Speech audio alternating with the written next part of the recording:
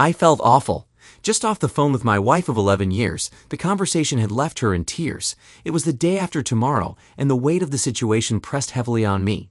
3 years back, I had nearly lost my job because Grace had been so distraught over me missing our anniversary that she demanded I come home.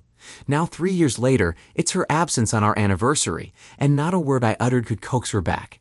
It's perplexing why I'm the one feeling so low, but that's the reality. The past 12 years have been the epitome of happiness for me. Grace was 24 when we met, embarking on her career in sales. She had approached our architecture firm to pitch advertising in upscale magazines, beyond our budget at the time. Her outlier with those dark locks captured my attention.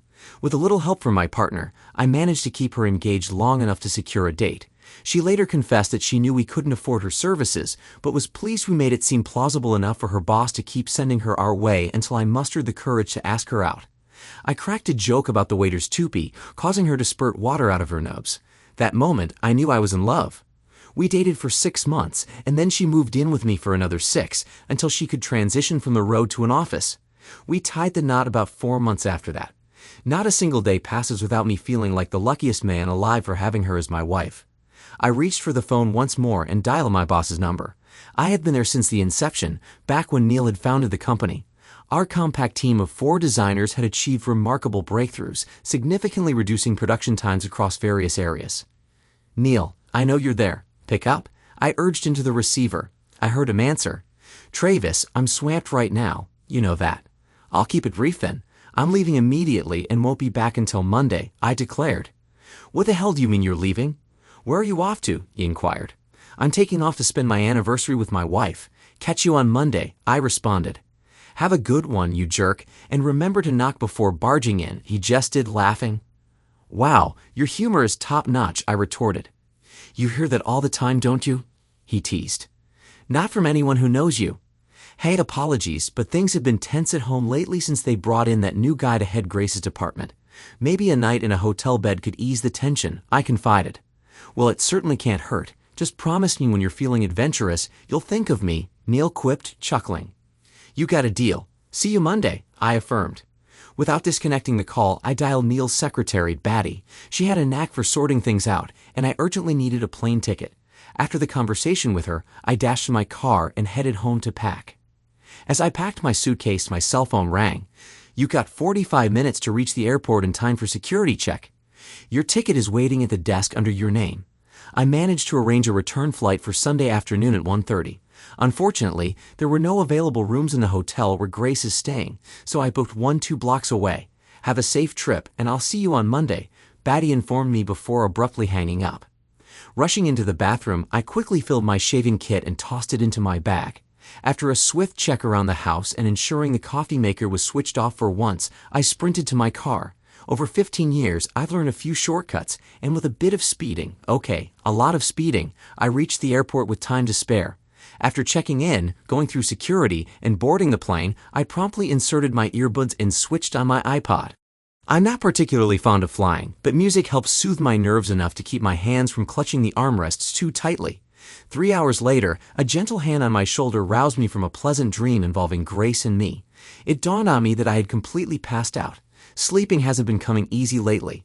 Some of it was work-related stress, but over the past couple of months, things between Grace and me have been strained. Our once vibrant sex life, which thrived just 3 months ago, had dwindled to nothing. It had been over 2 months since she even allowed me close to her. It all began with her informing me about how they had promoted a man from another department to head hers. She was frantic to prove to them that they had made a mistake in overlooking her. For the initial 2 weeks, she would return home drained, obsessing over ways to oust Mr. Marcus Brooks. She even joked about taking extreme measures. However, by the 3rd week, her agitation had subsided, and a few weeks later, she mentioned that they had started collaborating more effectively, eventually being assigned together to pursue a significant account. I began to worry that there might be something more than professional rapport between them, but Grace always reassured me, and aside from our lack of intimacy, she continued to devote as much, if not more, attention to me as before. Retrieving my bag from the overhead compartment, my mind raced with ideas on how to surprise Grace at the restaurant without giving away my presence. Hailing a cab to my hotel, I engaged in some casual conversation with the driver about my situation. To my fortune, he recommended a charming, dimly lit establishment nestled between the two hotels, boasting a romantic ambience with dark dance floors and secluded booths. It sounded perfect, and I expressed my gratitude with a generous tip as I alighted at the curb. After swiftly checking in, I took a brisk shower and hurriedly left the hotel, eager to intercept Grace before she ventured out for dinner. Glancing at the lobby clock, which read just after 5:30, I decided to navigate the crowded streets on foot, estimating that I could reach her destination just as quickly. Following the directions provided by the hotel staff, I strolled leisurely, taking note of the romantic club the cabbie had recommended, conveniently located a few doors down from Grace's hotel. Arriving at the hotel lobby 10 minutes to 6, I joined the line to speak with one of the desk attendants, ready to set my plan in motion. I flashed a warm smile at the receptionist who motioned me forward. "Hello, I'm Travis Martinez. I'd like to inquire if my wife, Grace, is in her room, and if she is, I'd appreciate a moment to speak with her, please." "Martinez, Grace. Ah, yes, she's staying with us. Just a moment, and I'll check if she's available," she replied, dialing the room. "I'm sorry, sir, there's no answer. Would you like to leave a message?" "Not at the moment. I was hoping to surprise her. Tomorrow is our anniversary, so if you wouldn't mind keeping our conversation between us, I'd greatly appreciate it," I requested, hopeful. "Certainly, sir, mum's the word. I wish you a fantastic day tomorrow," she assured me. "Thank you. I think I'll head to the restaurant now. Maybe I'll get lucky. Good night," I said, departing. Following the aroma wafting from the far end of the lobby, I discovered a bustling room filled with people dining, chatting, and enjoying themselves. The place was teeming with patrons. I didn't rate my chances of finding Grace very high in there. Spotting the restroom tucked away to one side at the back, I figured I could kill two birds with one stone. After a cursory scan of the area, I didn't spot her. Once I finished my business, I lingered at the entrance to the hallway, surveying the room again. It seemed unlikely that I would spot her amidst the crowd. Then, by some stroke of luck, I heard a familiar giggle. It was a long shot, but it sounded like Grace.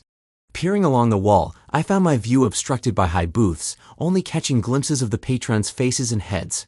I decided against approaching any tables until I could confirm who was seated there, so I retraced my steps across the restaurant, focusing my gaze once more on the wall of booths. Methodically, I began inspecting each booth along the row. It was the third one from the hallway where I spotted her. Grace sat there, laughing and enjoying her meal with a man I didn't recognize. She looked stunning, dressed in the attire she always chose when anticipating a night of dancing, both vertically and horizontally. The ease between them was palpable, and my shock only deepened when Grace casually reached over, playfully snagging a morsel from his plate and popping it into her mouth, all while laughing. When the man appeared slightly miffed, she tenderly stroked his face with the back of her hand. What on earth was happening here? It seemed far more intimate than a mere dinner with a colleague. My grip on the doorframe tightened as I recoiled when he leaned in for a kiss, and Grace met his lips eagerly. Staggering away from the door, I stumbled to the center of the lobby and sank into one of the oversized wingback chairs. My trembling hand rose to my face, a wry smile forming as I observed its tremors. Thankfully, I wasn't in need of wielding a firearm, at least not tonight. I couldn't say how long I remained seated there, my gaze fixed on the dining room. The sound of that familiar giggle drew my attention, and I watched as Grace walked arm in arm with a man, leaning in close, their laughter mingling as she whispered into his ear. They passed within 15 feet of me, engrossed in conversation, but all I could do was fixate on the way Grace looked at him. It was a gaze I hadn't seen directed at me in a long time. Suddenly, the air felt suffocating, and I struggled to draw a breath. I leaped out of the chair, my strides purposeful as I made my way towards the exit. Despite my usual inconspicuous stature, the crowd seemed to part effortlessly as I moved through, my expression undoubtedly reflecting my inner turmoil. Thankfully, the revolving door had buffers, preventing me from careening into the street. I reached the curb, standing there, feeling a whirlwind of emotions, pain, anger, sorrow, but it was anger that seemed to dominate. Then a giggle. My body instinctively whirled around, my gaze fixated on them as they emerged from the door together, heading in the direction of my hotel. I watched as Grace clung to his arm, leaning into him, their steps synchronized. They turned down the block and disappeared into the very club I had glanced at earlier. Shaking myself out of the trance, I moved towards the doorway, but I slowed down, allowing them time to distance themselves. Taking a moment to collect myself, I drew in several deep breaths, attempting to quell the storm of emotions raging within me. There was no denying the significance of the look I had witnessed, but I craved something more, clarity perhaps. With resolve, I pushed open the door and stepped inside, pausing to let my eyes adjust to the dim lighting as I surveyed the room. Spotting them in the far booth, I skirted along the perimeter, making my way towards a small table. The waitress was quick to attend to me, hovering as I took my seat. "What can I get ya, honey?" the waitress chirped. "Scotch, rocks, double," I replied. "Our meeting isn't until 10 tomorrow, so we can stay and celebrate as late as you want," I heard him say to Grace. "I'm so glad you didn't let him guilt you into going home." A giggle. "Go home and miss our 2-month anniversary? No way. I can't believe we've already been together for 2 months," Grace exclaimed, followed by the sound of a kiss. "It would have been longer if you had taken me up on my offer at the end of my first week there," he remarked. "Well, I had to make you think I was a little hard to get. I am supposed to be married, you know. I couldn't believe it when you walked up to me in front of Viola and asked me out, knowing full well I was married," Grace explained. "Viola was the one who told me you thought I was hot," he revealed. "We need to get something nice for her for getting us together," Grace suggested as their waitress arrived, dropping off their drinks and then departing.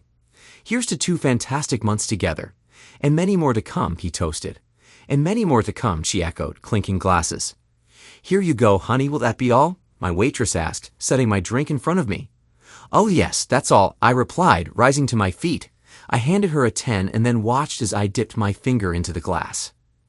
The icy whiskey helped lubricate my finger enough to slide off the band that had been there for so long. It had become such a hassle that I didn't bother removing it anymore. As my hand snapped away with the ring and a fair amount of skin, I glanced at the waitress. "This damn thing gets tight after 11 years, but at least I didn't have to cut off my finger," I remarked to her, picking up the drink and downing it.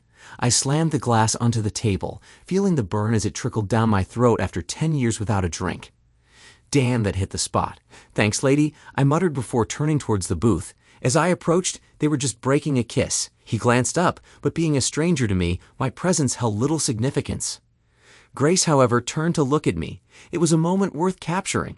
The expression on her face could have adorned countless posters, her mouth moving but no words escaping. 2 months, huh? That's quite the milestone. I remember mine, but after 11 years, it loses its charm, I remarked, eyeing him as he looked at her. "Let's see, 2 months, red and gold, isn't it? Well, a couple as adorable as you deserve a gift." "Here's the gold," I said, tossing my ring onto the table in Grace's direction, "and here's the red," I added, swinging my fist into his face. "Marcus," Grace half yelled, reaching out to cradle his face in her hands. I felt a satisfying crunch as my fist connected with his nose, but I knew I needed to leave before things escalated further. Turning to face Grace as she tended to the jerk, I spoke sternly.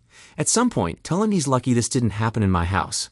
Leave a message about where you want your things sent, and if you're wise, which I'm not convinced you are, you won't show up at my doorstep. You might want to ice that nose. I think it's broken," I advised before turning and walking away.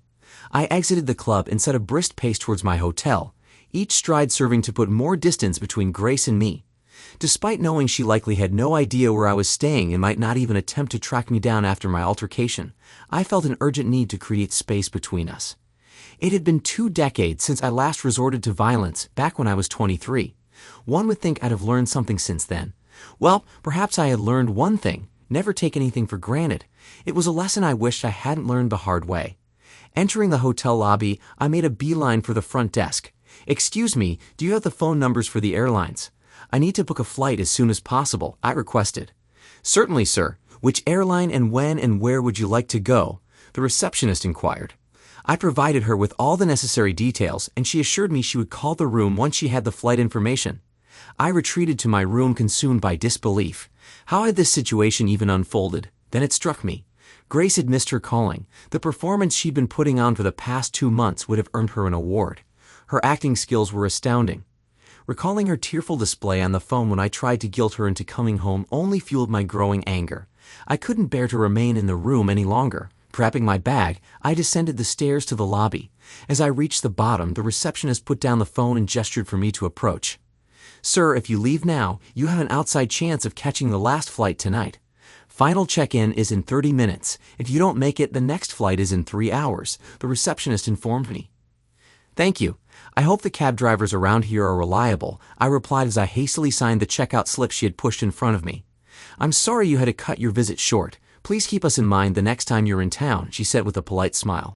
"I have a feeling I won't be forgetting anything about this visit anytime soon," I muttered, making my way towards the door.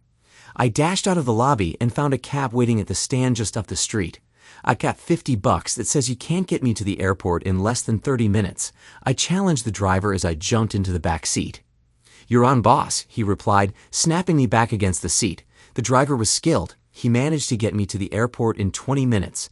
I paid him what was on the meter plus the $50 bet, thanked him, and hurried towards my gate. Despite having a few minutes to spare, my nerves were on edge. I anxiously paced around, hoping no one would mistake my restlessness for something suspicious. My mind raced and I found myself muttering under my breath as I waited for the flight to board. Finally, they called us to board, and I was fortunate enough to have a seat to myself.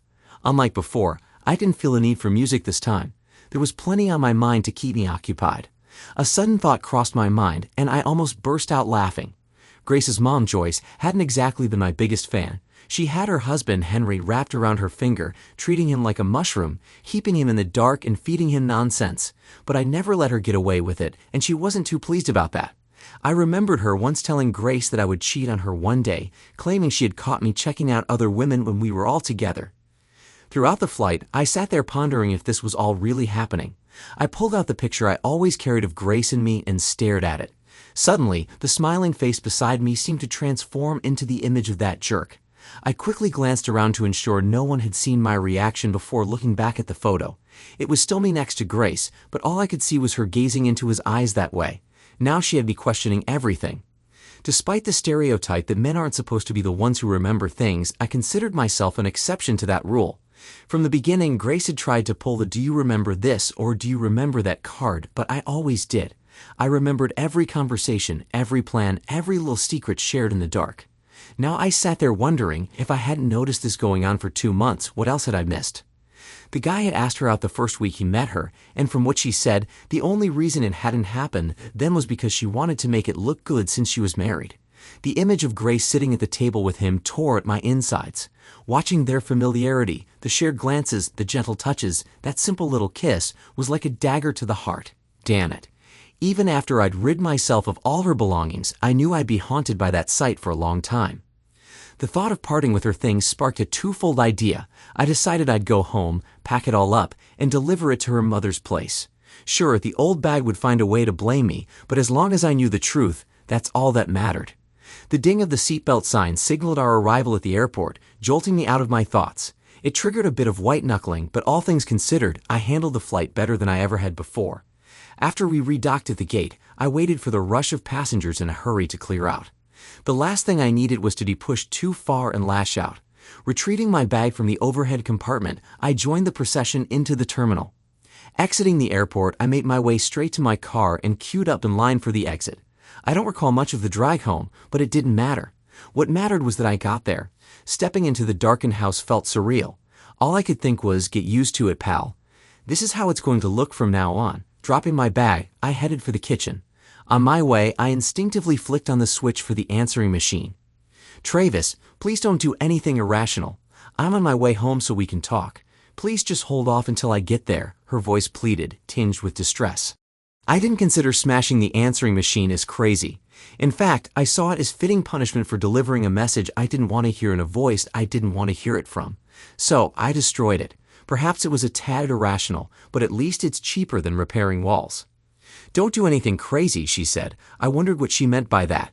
Well, crazy or not, tired or not, there would be no sleep for me tonight.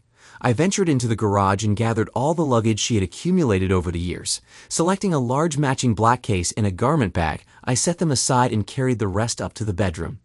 Sorting through her closet, I grabbed armfuls of clothes and stuffed them into the bags. There were items in those drawers I hadn't seen in years, yet she had always accused me of being a pack rat. But who knows, maybe she had been wearing them for someone else. After clearing out the dresser, I retrieved a couple of boxes for her shoes. Moving everything to the front room near the door, I paused for a moment with a bottle of water, contemplating my next move. The idea of having a small cookout with hot dogs and marshmallows briefly crossed my mind, but I quickly dismissed it. Dealing with the local law enforcement and her would be more trouble than it was worth. Instead, I decided to head to the hardware store on a whim. I purchased new locks and hurried home to install them. Upon returning, I realized the pile in the front room couldn't stay there. Following the same line of thinking as before, I loaded everything into my car and drove towards her mom's house. I maneuvered my car into their driveway, stepped out, and began unloading everything next to the garage. "Hello, Travis. What's all this?" she inquired, her curiosity evident. "Well, I figured when Grace arrives, she might need some clothes. I was going to let her bring them herself, but I couldn't bear to see them cluttering up the front room any longer," I explained. "What is Grace getting here? I thought she was still out of town. And why would she need her clothes here?" Joyce probed further, her tone tinged with concern. "Well, Joyce, I'm not certain where she plans on residing, but I assume she might stay with you until she figures things out. For all I know, she may have already arranged to move in with the gentleman she's been seeing. But of course, I can't say for certain, which is precisely why I brought her things here," I stated, observing her expression paling. "What in the world are you insinuating? How can you accuse my daughter of such a thing? She had to stay there for work purposes. I assure you she's not cheating on you," Joyce retorted, her agitation bordering on hysteria. "Well, but last time I caught sight of the happy couple, they were enjoying their 2-month anniversary at a nightclub close to their hotel. You see, after practically pleading with her to return home for our anniversary, and her tearfully expressing regret that she couldn't make it, I decided to hop on a plane. Upon my arrival, I found them already dining together. It seemed quite romantic, so I opted not to interrupt their meal. Plus, witnessing them sharing a kiss over the table made me feel like I needed a moment to compose myself. Later, as they strolled past me in the lobby, I contemplated addressing them, but her tender gaze and whispered words to him dissuaded me from intruding on her moment. Feeling suffocated, I stepped outside to catch my breath, just in time to witness them heading towards a nearby nightclub. While seated at a table nearby, I overheard her expressing reluctance to leave him on their 2-month anniversary, only to be corrected by him, stating it should be their 3rd month and that she shouldn't have played hard to get when he asked her out after the first week they met. It dawned on me that if I wanted to secure a flight out of there, I would have to interject in their celebration. I tried to be discreet, but I felt compelled to offer them a little gift.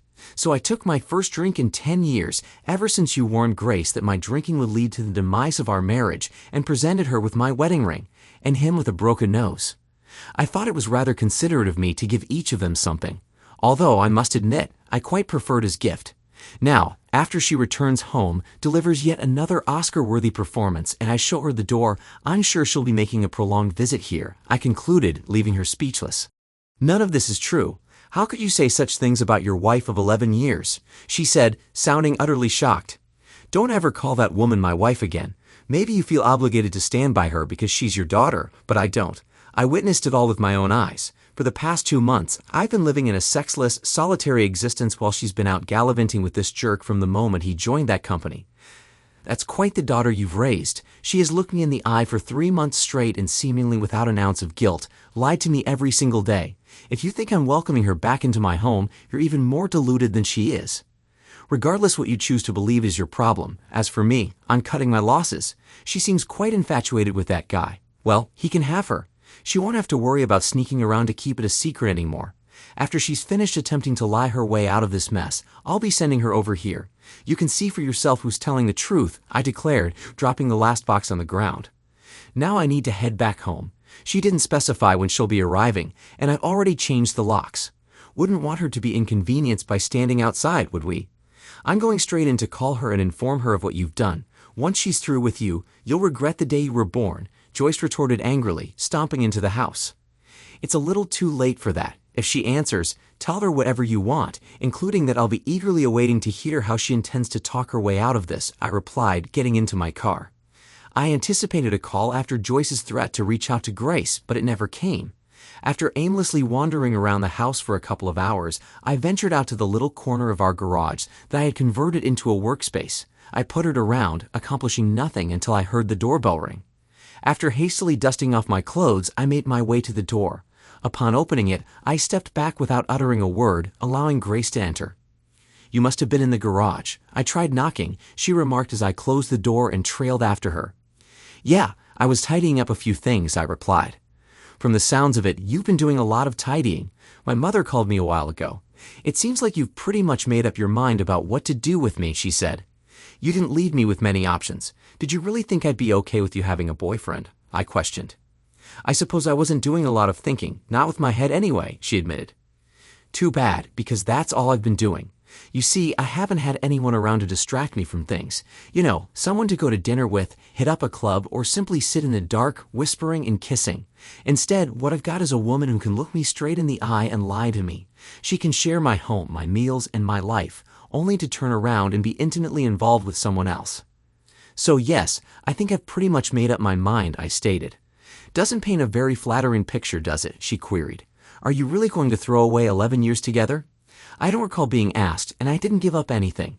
You had me believing everything was fine and dandy. Did I miss something? Did you ever ask me, Travis, do you mind if I start a relationship with someone else? You'd think I'd remember something like that.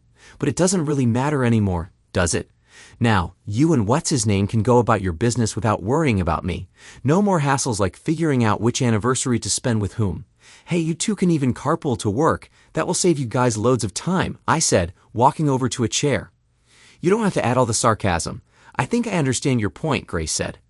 Do you really, Grace? Because I don't think you do. To you, it was just cheating. Heck, you probably found a way to justify it. Maybe you even thought it was my fault. Was it, Grace? Is it my fault you slept with that guy? I asked. No, I didn't blame you for it. It just happened, she admitted, dropping her head. Bullshit. Sleeping with someone for 3 months, other than your husband of 11 years, isn't something that just happens. It's something you work on. Then you work to hide it so you can keep doing it. And let me tell you, baby, you're damn good at your job. I fell for it all, hook, line, and sinker. I don't know how you two found the time to have sex. You must have been laughing your asses off at what a fool you made out of me. And that crying scene on the phone the other night, holy shit, you really need to consider a career change. That performance would have beaten out the last 3 Academy Award winners, hands down, I said. We never once laughed at you. One time he tried to put you down, and I wouldn't speak to him for a week. And the crying wasn't a performance. I was filled with guilt, crying genuinely. There you were practically begging me to come home, but I had already made a promise to stay, and I figured that after 11 years you wouldn't really mind me missing this one, she said, looking away again. I can't tell you how much I appreciate you sticking up for me, and you didn't sleep with him for a whole week. Wow. And I guess I wasn't even supposed to think about the little stunt you pulled 3 years ago when I was doing something important, and you went into such hysterics that I almost lost my job to come home to you. I am sorry for making you feel guilty, though, but I noticed you were over it by the time I saw the two of you at dinner. The little intimacies the two of you were showing one another made it pretty clear that you were where you wanted to be with the one you wanted to be with. I saw you walking across the lobby. I saw the way you were looking at him. Don't stand there and try telling me it doesn't mean anything to you. I saw you look at him, Grace. Sorry to say it's been a long time since I've seen that look, I said. But I don't love him, she said, looking up at me. Well, now that you can spend more time with him, maybe that will change. Maybe the two of you can get a place together. Think of the fun we had when we were first starting out. It'll be a whole new adventure for you, I said. I guess I shouldn't have put that differently. What I meant to say was that I love you, she said. I was pretty proud of myself, just the one short, little uncontrollable outburst of laughter, and I stopped. I'm not really sure where that came from, but you sure as hell do not love me. If this is what you do to people you love, please God, don't let me get on your bad side. How can you sit there and think that after 11 years I don't love you, she said. Okay, Grace, I see you're into questions too, so here's one for you. Knowing yourself as well as you do, you know how you would react to certain situations. Taking it from there, how do you think you would have reacted if you had found out I had slept with another woman just once? Nothing long-term, just the one time, I asked. I probably would have thrown you out of the house and already had the divorce papers drawn up, she whispered. Thanks for being honest.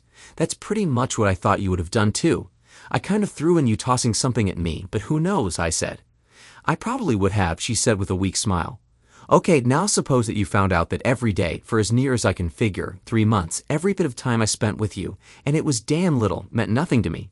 All I did was go through the motions and make you think that everything between us was great, and then go to work, meet up with my lover, and spend the entire day with her. So does this give you the impression that I love you? No, she muttered. Exactly. So please, don't stand there and tell me you love me. I trusted you, Grace. Do you even understand what that means? After close to 13 years together, give me some credit. Besides, like I said, now you two should be able to get closer, without all the sneaking around, I said matter-of-factly. You are making it sound like you don't even care. The time I spent with you meant a lot to me. I was not just going through the motions. I enjoyed being with you, she said. When was the last time we had fun in bed, Grace? When was the last time you came up and started one of our 5-minute kisses? When was the last time you acted like you were my wife, Grace? Don't stand there declaring your love for me after what I saw and heard. I may have been born at night, but it wasn't last night. Jesus, you were talking about him to that old bag Viola the second he walked into the office. Then you two sit there and talk about getting the old bag a gift for getting you together. It sounds to me like you just found your next matron of honor. All you need is his best friend, and you guys are set, I said, leaning back in the chair. So you are just like me after all. Should I be expecting the server at my door? She asked. First, you'll have to tell me where you are planning to be, but then no way, not a chance. You will not see some process person at your door handing you your divorce papers. I reserve that right for myself. I was there when we started. I'll be the one seeing that the last I is dotted and the last T is crossed. You know me. If I didn't do it, it isn't right. I trusted one person completely, Grace, and now you know, after all these years, why I never trusted the important things to anyone but me. Somehow, the I told you so thing doesn't work so well when you have to say it to yourself, I said. It sounds like you spent a lot of time watching and listening to us. Why did you wait so long to break in on us? Were you getting off watching? She asked, her voice tinged with venom. When I saw the two of you kiss over that table in the restaurant, it kind of took the wind out of me. Then, when the two of you were strolling across the lobby, I was too shocked at the way you were looking at him. When I got my bearings, I kind of went into overload and needed some air badly. As I was standing out in front of the hotel, the two of you pushed your way out of the door together and started for a club my cabbie had recommended when I told him I was here for my anniversary, aiming for something quiet and intimate. I got there a little after the two of you, but there you have me. I'm not really sure what more I thought I needed. I had intended to just walk up and beat the shit out of the guy. Instead, I found a table next to yours and ordered a drink. I listened to you two for as long as I could, and when you toasted into a long and happy life together, I had all I could stomach. I had to almost pull my finger off to get that damn ring off, but that drink burned my guts so bad I didn't really notice. Sometime you'll have to tell him how close he came. When that asshole looked up at me like he was wondering what my problem was, I came that close to grabbing his windpipe and giving it a quick twist. After a second of thought, though, I knew you weren't worth the risk of spending the rest of my life in jail. You had made your choice when we talked earlier on the phone, and I decided that was fine by me. I have to admit I was pretty satisfied when I felt his nose crunch, but with your two combined incomes, he should be able to fix any permanent damage, I said. So that's it, case closed, get rid of Grace and move on. You show up, see me with another man, don't break us up, but step in and break his nose when you don't want to watch anymore. What is that supposed to show me? She asked, her hands on her hips. I guess I didn't know I needed to show you anything. What I did for me, not you. Why would I fight for someone like you? Someone that respected me so little that she thought treating me like that was something that I'd tolerate or excuse.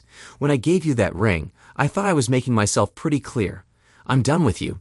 I'm not putting any more energy into something that now means so little to both of us. There's no way I'm going to forget and forgive. And I can tell from the way you acted before and now that I haven't been very high on your list of important people. So yeah, it's get rid of Grace and move on. I don't presume to know how you thought this was going to end, but you messed up the bed. Now you sleep in it, I said, looking her square in the eye. So that's it. You just throw me out and keep everything. Somehow that seems like a poor deal after 11 years, she said. It's always about a deal, isn't it? Okay, here's the deal. You want the house? You pay for the house. Me, I want the house. I like it here. With all the extra room, I can finally make it into something I want, I said flatly. I just assumed you and Marcus had a place lined out, I added. His name is Marcus, she said. I don't care what his name is. Does he or does he not have a place to live? I asked, my tone turning sharper. Well, of course he does, she replied. Well, beg to go, problem solved, I retorted. I waited for her to say something, and then it dawned on me. So you don't think his wife will go for the arrangement, I guess, I said, observing her reaction. What? Did you check up on him? How did you know he was married? She asked, sounding genuinely surprised. Jesus, this isn't a joke. You really think I'm that dumb? Why else would you be here, Grace? So which is it? Is he not willing to get a divorce for you, or are you getting cold feet? I hope you weren't really thinking of trying to come back here with me, I said, my patience wearing thin. I had given it some thought. I thought maybe after 11 years, she started, but I cut her off. Think again. There's no us. That was your call. Here's to the best 2 months ever and many more to come. Do you recall that line? It's like I told you earlier when I gave you that ring. That was it. Don't give me this after 11 years crap. Those 11 years meant nothing to you before, and they mean nothing to me now. So I'll take those 11 years and raise you a set of papers as soon as I can have them drawn up. The offer on the house stands as it is. If you don't want the house, feel free to come back and take what you want. Most of it will be going to the Salvation Army as soon as I can get replacements on the way anyway, I said firmly. So you'll just move on without a second thought? Divorce me and forget about me? Is that all there is to it? She asked, her voice laced with hurt. You're not really trying to make me feel sorry for you, are you? Of course, I'm not ever going to forget about someone I spent so much of my life with. But as far as remembering goes, it's going to take a long time to get the sight of the two of you together out of my mind. The thought of you sleeping in my bed after being with that piece of shit makes my stomach turn. Waking up and getting that cheery greeting and a little sunshine blown up my ass day after day.